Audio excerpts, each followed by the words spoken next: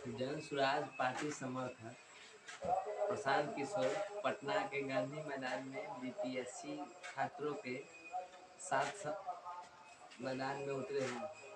इससे उनका क्या फायदा और क्या नुकसान है? देखिए, आपने क्वेश्चन किया है कि गांधी मैदान में जन स्वराज के संरक्षक प्रशांत किशोर जी बीपीएससी अभ्यर्थी के मांग में आंदोलन किया है। किसको हुआ है नफा, किसको हुआ है नुकसान? सबसे पहली बात कि जन स्वराज का यह आंदोलन नहीं था, इसको सत्याग्रह कहा जाता है, आमरण अनशन कहा जाता है। बीपीएससी की मांग थी। आपने देखा कि 13 दिसंबर को हुआ परीक्षा, गया में प्रश्न पत्र विलंब से मिला, बापू सभागार में क्वेश्चन फटा हुआ था। आयोग का ऐसा नियम है कि जितनी देरी से प्रश्न पत्र मिलता है उतनी ही देरी से अंत तक परीक्षा का संचालन होता है, यह आयोग के सेक्रेटरी का कहना है। लेकिन प्रश्न पत्र फटा हुआ था और मोबाइल से क्वेश्चन आउट हुआ, इसका बीपीएससी ना आयोग के अध्यक्ष जवाब दे रहा है, ना सेक्रेटरी जवाब दे रहा है। अभ्यर्थी का आंदोलन करना लाजमी है।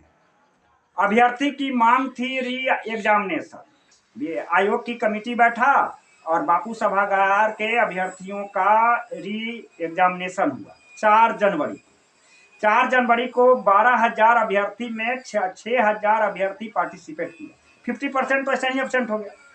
आंदोलन 3 जगह हुआ, गर्दनी बाग में हुआ, पप्पू यादव के नेतृत्व में आंदोलन हुआ, और प्रशांत किशोर जी पहले गर्दनी बाग गए और वहां पर भी एफआईआर दर्ज है इनके नाम से। दूसरी आंदोलन में गांधी मैदान में कराए। वह जानते थे कि गांधी मैदान वर्जित क्षेत्र है और हाई कोर्ट से डिसीजन तय किया गया है, पटना माननीय हाई कोर्ट से, कि गर्दनी बाग में आंदोलन कराना है।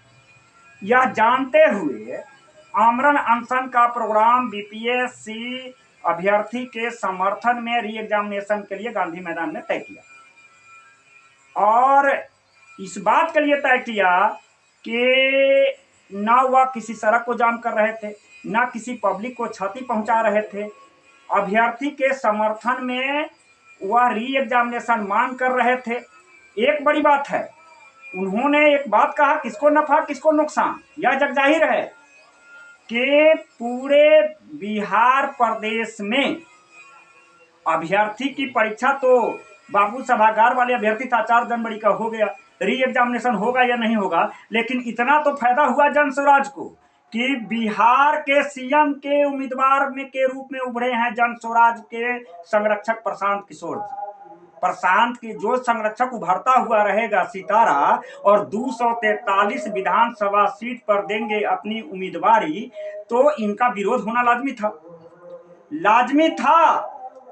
प्रशांत किशोर की मांग थी कि डेलीगेट जाए और डेलीगेट में कोई राजनीतिक दल का प्रतिनिधि नहीं हो, वो अपने आप को भी अलग कर रहे थे, और 5 सदस्यीय वहां जाए और नीतीश जी बात करें और अभ्यर्थी को समझाने में यदि सक्षम है कि भ्रष्टाचार नहीं हुआ है, क्वेश्चन आउट नहीं हुआ है, अभ्यर्थी मान जाएगा, या अभ्यर्थी अपनी बात मना दे नीतीश कुमार को, तो री एग्जामिनेशन होगा। और उनकी एक बड़प्पन कहा जाए कि उन्होंने कहा कि इस नेतृत्व को, इस आंदोलन का नेतृत्व तेजस्वी आकर के करते हैं स्वयं, और या राहुल जी आते हैं दिल्ली से, मैं पीछे हट जाऊंगा और अपना स्थान उनको दे दूंगा। इसमें सबसे जो ज्यादा किरकिरी हुई है तेजस्वी यादव का हुआ है। किसकी नफा किसी नुकसान की बात है, तो तेजस्वी यादव की किरकिरी इस मायने में हुई है, विपक्ष का नेता था, असेंबली इलेक्शन में, विधानसभा में, पहले असेंबली में उनकी सीट की संख्या उनकी दल का ज्यादा है और उनकी भूमिका विपक्ष के नेता के नाते जो होना चाहिए बीपीएससी के छात्र आंदोलन में, वह नहीं के बराबर था। एक बात और आ रही है बैंडिटी बस के बारे में।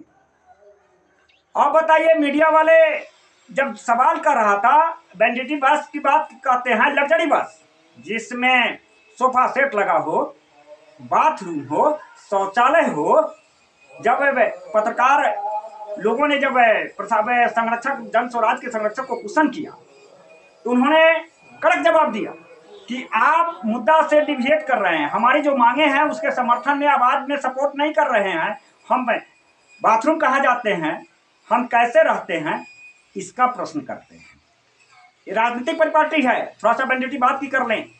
यह जिस कंपनी से आई है उस कंपनी का 3 डायरेक्टर है, उसमें एक डायरेक्टर पूर्णिया के भूतपूर्व सांसद पप्पू सिंह की पत्नी है, जिस कंपनी से बस आई है।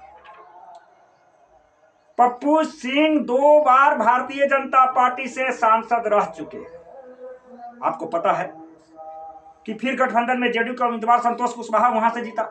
वर्तमान में 2024 में पप्पू यादव जीते। पप्पू सिंह की पत्नी निदेशिका है, जिस गाड़ी के बैंडेड बस की, उस गाड़ी की वहां से परचेज हो करके आया हो, कैसे स्रोत आया, क्या आया। सोशल मीडिया की खबर की माने तो 4 करोड़ की बसें हैं, भाड़ा पर अगर लिया जाता है तो 25 लाख पर डे का कॉस्ट पड़ता है। इतनी लग्जरी फैसिलिटी है। राजनीतिक परिचालन में यह कहा जाता है कि लालू यादव, तेजस्वी यादव,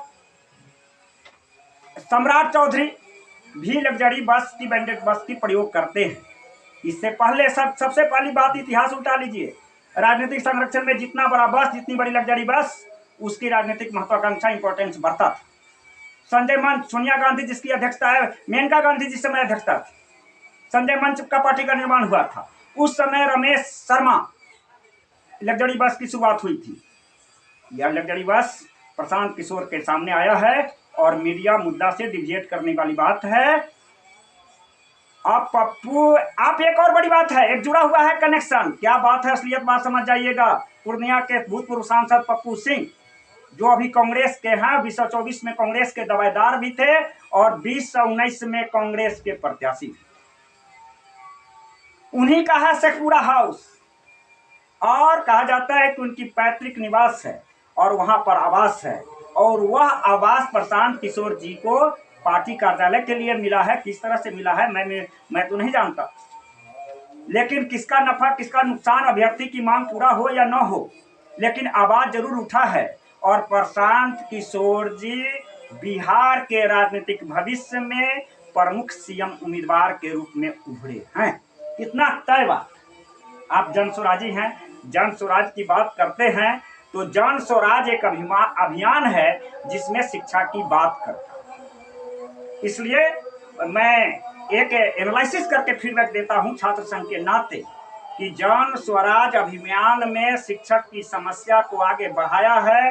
निश्चित तौर पर शिक्षक जमात जन स्वराज के साथ मिला है और बिहार में प्रमुख सीएम उम्मीदवार। जहां तक जेल से सेल तक की बात है, आप जानते हैं कि 2 जनवरी को आंदोलन हुआ। 2 जनवरी से आंदोलन की शुरुआत हुई। 6 जनवरी के अर्ली 3:30 से 4 बजे के सुबह में इनकी गिरफ्तारी हुई। चर्चा हुआ पीएमसीएच में जन स्वराज के संरक्षक को ले जाया जा रहा है। पकड़ने के समय में धक्का मुक्की हुई, चश्मा टूटा, थप्पड़ लगा। बाद में प्रतिक्रिया आता है जन स्वराज के संरक्षक प्रशांत किशोर जी का कि थप्पड़ नहीं लगा, धक्का मुक्की हुई। छुड़ाने के क्रम में सोए हुए थे, रजाई हटाया गया, कंबल हटाया गया। यह मिथ्या टूटा कि बैंडेटरी बैन में अगर वह सोते तो 3:30 बजे उस गाड़ी में सोए होते, लग्जरी की सुविधा में होते। क्या जरूरत थी अभ्यर्थी की मांग के लिए कड़ाकी ठंडे में रात्रि में जगना और आंदोलन करना। यह बिहार का एक अभियान है, एक शिक्षक की समस्या का अभियान है। उस अभियान के नाते निश्चित तौर पर जन स्वराज के संरक्षक को, जन स्वराज पार्टी को फायदा हुआ है। आगे यहाँ से ले जाया जाता है, 11 बजे तक पता चलता है पीएमसीएच में नहीं, नौबतपुर में, कभी फतुहा में ट्रीटमेंट के बहाने ट्रीटमेंट की बात आती है। पुलिस महकमा इस बात का रिपोर्ट लेना चाहता